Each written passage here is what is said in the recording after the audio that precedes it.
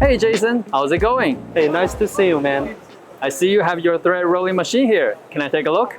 Yeah, sure. This is our new model CTR6N. How does the CTR6M machine perform in terms of operating speed? For this one, the maximum speed can reach to 450 pieces per minute. Wow! With such a high operating speed, what features help maintain its efficiency? Firstly, we have the new type of sliding system, which made for aluminum. Also, our engineer applies the sliding cover snap and the angle of the iron plate for dynamic balancing. Great! I think manufacturers producing screws should consider purchasing from you. Is the machine durable? Of course, let's take a look at that part. Oh, thank you.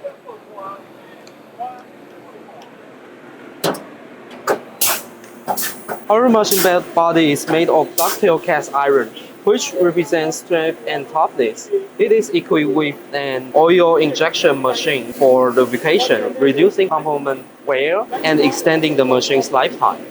Awesome! It was great learning about the CTR6M machine.